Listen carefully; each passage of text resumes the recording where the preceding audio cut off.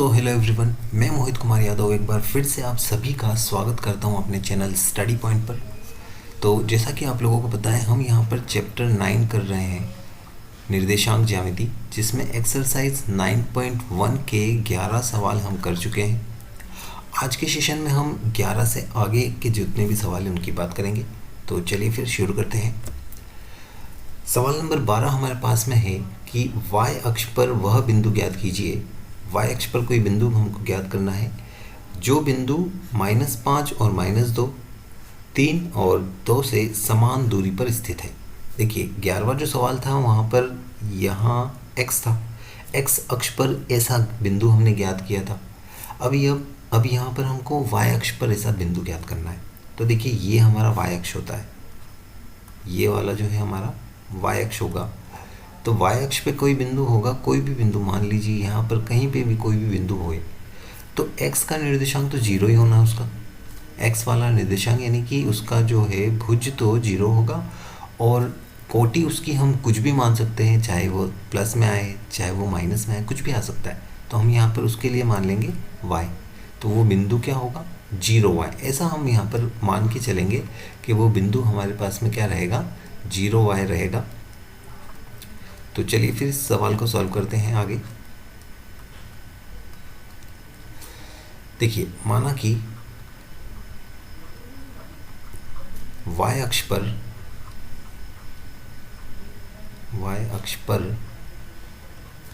वह बिंदु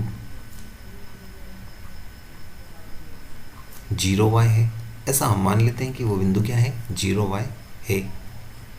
और उस बिंदु का कुछ नाम भी दे देते हैं। चलो उसको नाम दे देते हैं हम P, इसको नाम दे देते हैं हम A, और इसको नाम दे देते हैं B। तो P जो है वो बिंदु है 0y, ठीक। A जो बिंदु है वो है -5 -2, B जो है वो बिंदु है 3 2। ये निर्देशांक हमको सबके मिल गए हैं। अब प्रश्न में हमको ये दिया हुआ है कि जो P बिंदु है उससे A की दूरी और उसी से B की दूरी, ये दोनों दूरियां क्या हैं, आपस में बराबर हैं, ठीक है।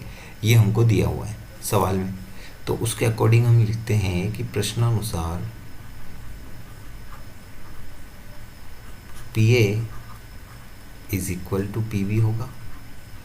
दूरियां क्या होंगी, बराबर होंगी। जब दूरी बराबर होंगी तो अब दूरी सूत्र लगाते हैं P और A के मध्य, इन दोनों के मध्य पहले दूरी सूत्र लगाते हैं।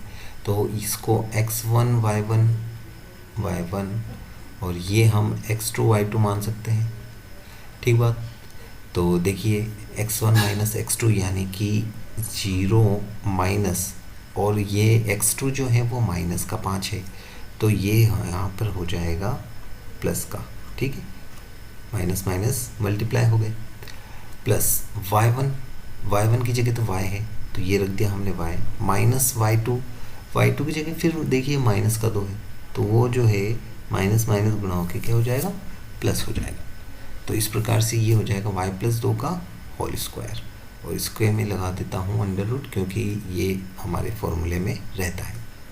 चलिए आगे इधर साइड भी √ में x1 - x2, x1 तो फिर 0 ही रहेगा, तो ये लिख दिया हमने 0।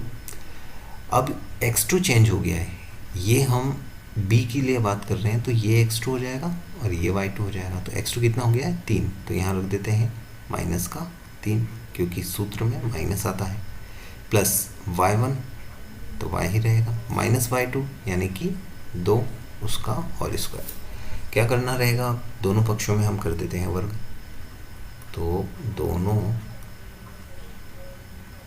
पक्षों में वर्ग करने पर अब यहाँ पर वर्ग कर देते हैं, और इसको साथ में देखिए वर्ग करने से तो ये दोनों तरफ के √ है, ये हट जाएंगे। अब अंदर इसको ओपन करें तो 0 + 5 कितना होता है, 5 ही होता है, और 5 का स्क्वायर कर दें तो कितना हो जाएगा, 25 हो जाएगा। प्लस यहाँ पर फॉर्मूला बन गया a + b का होल स्क्वायर, जहाँ a कौन है, y, और b कौन है, 2। तो a² यानी कि y² प्लस b² यानी कि 2 का स्क्वायर 4, प्लस 2ab यानी कि 2 × 2 तो हो गया 4, और y तो ये हो जाएगा 4y। बाद में अब सामने हमारे पास में 0 - 3 कितना होगा, -3 ही होगा। -3 का स्क्वायर कर लेंगे तो ये हो जाएगा कितना, 9।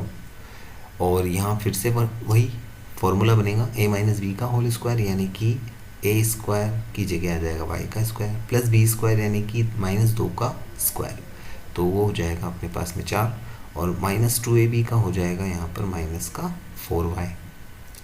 अब देखिए y स्क्वायर यहाँ पर है और y स्क्वायर यहाँ पर है, 4 यहाँ पर है, 4 यहाँ पर है, बिल्कुल सेम है, चिन्ह भी सेम है, तो कट गए। ठीक है, पक्षांतरण करने के बाद माइनस होता कटता, तो हमने ऐसे भी काट सकते हैं, कोई प्रॉब्लम वाली बात नहीं है। इस -4y को हम भेज देते हैं इस साइड, तो माइनस का 4y तो था ही सही, 4y उधर से, सॉरी प्लस का 4y तो इधर था ही सही, ये माइनस का 4y उठ के इधर आएगा तो प्लस का हो जाएगा। बराबर में हमारे पास में 9 बचा है, और इस 25 का पक्षांतरण कर दें हम तो ये हो जाएगा उधर जाके माइनस का, और घटाव होने के बाद कितना आएगा माइनस का 16, इधर कितना बनेगा 8y। तो इस प्रकार से यहाँ पर y की वैल्यू हमको कैसे प्राप्त हो जाएगी, -2 प्राप्त हो जाएगा। ठीक है, तो ये हमको y की वैल्यू प्राप्त हो गई, तो इसलिए हम कह सकते हैं कि इसलिए बिंदु P 0 - 2 होगा, यानी कि बिंदु P के निर्देशांक क्या हो जाएंगे 0 - 2 हो जाएंगे। तो इस प्रकार से ये वाला हमारा सवाल सॉल्व हो जाएगा। y बिंदु पर वो जो निर्देशांक है, उस बिंदु के निर्देशांक हमको प्राप्त क्या हो जाएंगे 0 - 2। चलिए अगले क्वेश्चन की तरफ चलते हैं। क्वेश्चन नंबर 13 हमारे पास में है कि यदि बिंदु 3 के और के 5, ये दो बिंदु है हमारे पास में, नाम दे देते हैं ए और बी, इनकी किसी बिंदु, अब इसको भी नाम दे तो फिर से नाम यहाँ पी दे देते हैं। तो पी जो बिंदु है वो ए और बी से समान दूरी पर है, यानी कि दूरियां बराबर है, सेम कंडीशन जो पिछले वाले सवाल में थी, बस बिंदु के निर्देशांक चेंज हो चुके हैं। तो क्या ज्ञात करना है हमको, के का मान ज्ञात करना है। और ये जो सवाल है बहुत ही इम्पोर्टेंट रहेगा आपके एग्ज़ाम के पॉइंट ऑफ व्यू से। तो चलिए फिर सॉल्व करते हैं कि हमको यहाँ पर दिया हुआ है कि ये जो पी बिंदु है, ये पी बिंदु ए से और बिंदु बी से बराबर दूरी पर है, यानी कि ये दूरियां जो हैं वो बराबर हैं। तो के की वैल्यू फाइंड करनी है कि के की वैल्यू होगी क्या। तो फिर वही कंडीशन प्रश्नानुसार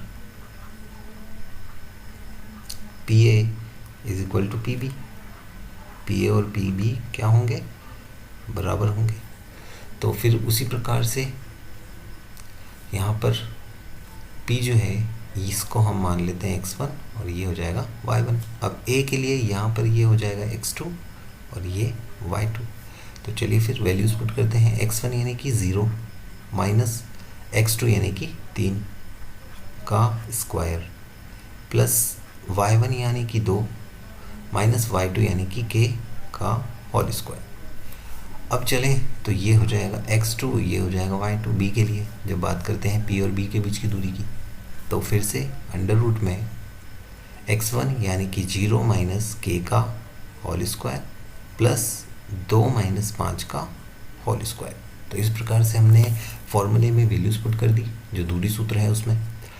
अब वही काम करना है, क्या करना होगा, दोनों पक्षों में वर्ग। तो दोनों पक्षों में वर्ग कर लेते हैं। दोनों पक्षों में वर्ग करने पर देखिए बहुत ही सिंपल से सवाल ये रहेंगे, लेकिन ये सवाल बहुत ही ज़्यादा इम्पोर्टेंट भी हैं। सिंपल तो है ही सही, नंबर बहुत आपको दिला देंगे ये। इस टाइप का एक सवाल 6 नंबर में आपके 9वीं प्रश्नावली में से बैठने की उम्मीद है, तो इनकी प्रैक्टिस आपको ज़्यादा से ज़्यादा करनी होगी। चलिए देखिए, आप दोनों पक्षों में वर्ग कर दें तो अंडर रूट हट जाएगा। अब अंदर यहाँ पर देखें तो -3 का जो है होल स्क्वायर कितना हो जाएगा, 9 हो जाएगा। यहाँ पर फिर से फॉर्मूला बन गया 2 माइनस के का होल स्क्वायर, तो क्या हो जाएगा ए स्क्वायर यानी कि 4 प्लस बी स्क्वायर यानी कि के स्क्वायर और -2ab यानी कि 4k हो जाएगा। ठीक बात। फिर इधर देखें तो k का स्क्वायर ही हो जाएगा, और यहाँ पर क्या बनेगा 2 माइनस 5, माइनस का 3 बनेगा, जिसका स्क्वायर कर देंगे तो कितना हो जाएगा 9 हो जाएगा। और सिंपली ये देखिए, ये 9 से ये 9 कट जाएगा, सेकेंड, ये 9 से ये 9 कट जाएगा। इधर देखें तो ये के स्क्वायर से ये के स्क्वायर कट गया, कुछ नहीं बचा। इधर क्या बचा है 0, इधर क्या बचा है 4 माइनस 4k बचा है। अब इस माइनस 4k का पक्षांतरण कर दें तो इधर आ जाएगा, वो क्या हो जाएगा, प्लस का 4k हो जाएगा। और 4k होने के बाद में अब k की वैल्यूज़ फाइंड करनी है, तो k बराबर 4/4, ये जो है वो बटा में चले गया, कट के कितना आ गया 1, यानी कि k की वैल्यू कितनी आ गई 1। और k की वैल्यू 1 के लिए ये जो दोनों बिंदु हैं, बिंदु A और बिंदु B, वो P से क्या होंगे, बराबर दूरी पर होंगे। तो यही हमारा आंसर है कि k की वैल्यू क्या होनी चाहिए, k की वैल्यू 1 होनी चाहिए। ठीक बात। तो बस इसी प्रकार से ये क्वेश्चन नंबर 13 सॉल्व होगा। चलिए आगे देखें। तो अगर वीडियो पसंद आ रहा है तो लाइक और शेयर कर दें, ज़्यादा से ज़्यादा लोगों तक ये पहुंच पाए।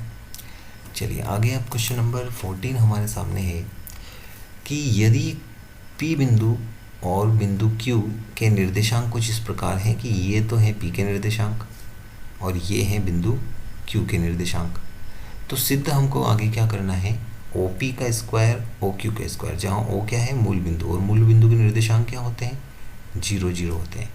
तो उसको हमको इसके बराबर सिद्ध करना है, मतलब कि ये जो टर्म है ये हमको सिद्ध करनी है, OP square plus OQ square is equal to A square plus B square, ये हमको सिद्ध करना है। तो चलिए फिर हम क्या करते हैं कि मूल बिंदु के निर्देशांक तो देखो 0 0 हो गए, यहाँ पर सॉल्यूशन में भी लिख लेते हैं कि दिया है P के निर्देशांक, तो P के निर्देशांक हैं A cos theta B sin theta, और Q के निर्देशांक क्या है हमारे पास में, Q के निर्देशांक है minus A sin theta B cos theta. ठीक है, और मूल बिंदु दिया हुआ है O, तो O के निर्देशांक क्या हो जाते हैं, यहाँ पर लिख देते हैं O हो जाएगा 0 0। तो इस प्रकार से ये तीनों के निर्देशांक हमारे पास में आ चुके हैं। अब जो है हम LHS लेके चलते हैं लेफ्ट हैंड साइड, तो LHS बराबर OP का स्क्वायर प्लस OQ का स्क्वायर। देखिए यहाँ स्क्वायर लगा हुआ है तो हम जो फॉर्मूला है उसका अंडर रूट हटा सकते हैं, चाहे तो चलो इसको एक बार अपन फॉर्मूले में वैल्यूज पुट करते हैं पूरी तरीके से। तो इस प्रकार से O और P के बीच की दूरी क्या होगी, O कहाँ है, ये रहा, तो ये तो हो जाएगा हमारा x1 और ये हो जाएगा y1, और P तो ये हो जाएगा अभी के लिए x2 और ये हो जाएगा y2। पहले इसके लिए जब हम OP के बीच की दूरी, O और P के बीच की दूरी रखें, तो देखिए 0 माइनस A cos थीटा, ये हो जाएगा 0 माइनस A cos थीटा का whole square, plus again 0 minus, अब यहाँ B sin थीटा है तो यहाँ लिख देते हैं B sin थीटा का होल स्क्वायर, और इसके पूरे के ऊपर लग रहा है स्क्वायर, तो ये OP का जो स्क्वायर था तो ये तो हुआ OP और ये हो जाएगा उसका स्क्वायर प्लस में, तो ये रहा प्लस, फिर से OQ का स्क्वायर, तो फिर से ब्रैकेट बनाते हैं और OQ लिखते हैं, अब दूरी सूत्र लगाते हैं O और Q के बीच में, तो ये जो x2 और y2 हैं ये अब हो जाएंगे चेंज, x1 y1 सेम रहेगा क्योंकि सेम बिंदु है, O 0 minus A sin theta, तो ये जो माइनस है यहाँ से हो जाएगा प्लस का गुणा होके, तो यहाँ पर प्लस का A sin थीटा हो जाएगा और उसका हो जाएगा whole square, plus 0 minus B cos theta का होल स्क्वायर, और इस पूरे के ऊपर स्क्वायर क्योंकि यहाँ पर OQ का स्क्वायर दिया हुआ था। तो ये हमने क्या करा है, अभी वैल्यूज़ पुट करी हैं सभी की। अब देखें तो सारी जगह पर 0 है तो कोई फॉर्मूला बनता ही नहीं, डायरेक्टली स्क्वायर करना रहेगा। तो पहले तो हम क्या कर रहे हैं, इस वाले स्क्वायर से अंडर रूट को हटा रहे हैं दोनों जगह पर। ठीक है, तो अंडर रूट तो हो गया ख़त्म, अंडर रूट का कोई मतलब रह नहीं गया क्योंकि स्क्वायर हो ही रखा था पहले से। यहाँ पर स्क्वायर करना है तो देखिए पहले तो A का स्क्वायर होगा, क्या हो जाएगा A स्क्वायर, अब कोस का स्क्वायर हो जाएगा तो कितना हो जाएगा ये कोस स्क्वायर थीटा। अगेन यहाँ पर जो माइनस माइनस ये सारे ही प्लस हो जाएंगे क्योंकि स्क्वायर है, तो यहाँ पर बन जाएगा B square sine square theta. Again यहाँ देखें तो फिर वही बात, ये भी हो जाएगा A square sine square theta और लास्ट में B square cos square theta, क्योंकि माइनस की कोई वैल्यू ही नहीं है, ठीक है, कोई फॉर्मूला बनता ही नहीं है। अब क्या कर रहे हैं हम कि जहाँ जहाँ पर भी ए स्क्वायर है, चाहे तो ए स्क्वायर कॉमन निकालो चाहे कोस स्क्वायर कॉमन निकालो, दोनों ही तरीके सही हैं। तो हम क्या कर लेते हैं, ए स्क्वायर कॉमन निकाल लेते हैं। तो ए स्क्वायर अगर मैं यहाँ से और यहाँ से कॉमन निकालूँ तो cos square theta plus sign square theta bracket के अंदर बचता है, प्लस में यहाँ से और यहाँ से बी स्क्वायर कॉमन निकालते हैं तो ब्रैकेट में sign square theta plus cos square theta बचता है। और इसकी वैल्यू तो आपको पता ही होगी, sine square theta plus cos square theta is equal to कितना होता है, 1 होता है। तो हमारे पास में ये आ जाएगा ए स्क्वायर प्लस बी स्क्वायर। क्यों? चूँकि sign square theta plus cos square theta की वैल्यू क्या होती है, 1 होती है। तो इसलिए ये हमारे पास में ए स्क्वायर बी स्क्वायर आ गया है, ए स्क्वायर प्लस बी स्क्वायर जो कि हमारे RHS में था। तो ये है जो LHS बराबर RHS सिद्ध हो गया है। इसलिए हम कह सकते हैं कि OP का स्क्वायर प्लस OQ का स्क्वायर बराबर होगा ए स्क्वायर प्लस बी स्क्वायर के, जब P और Q की जो निर्देशांक हैं हमको सवाल के अकॉर्डिंग मिलेंगे। तो इस प्रकार से ये जो है सवाल सॉल्व हो जाएगा। तो आज के सेशन को यहीं ख़त्म करते हैं। क्वेश्चन नंबर 15 जो है वो क्वेश्चन नंबर 15 मेरे हिसाब से कोई ज़्यादा इम्पोर्टेंट नहीं है, क्योंकि इतने सालों में कभी वो बोर्ड के एग्ज़ाम में नहीं पूछा गया है। फिर भी अगर आप कहेंगे तो कमेंट में आप कर सकते हैं, मुझे बोल सकते हैं, कमेंट में आप मुझे बताइए तो मैं आपके लिए वो सवाल सॉल्व कर दूंगा। तो बस आज के लिए इतना ही, चलिए।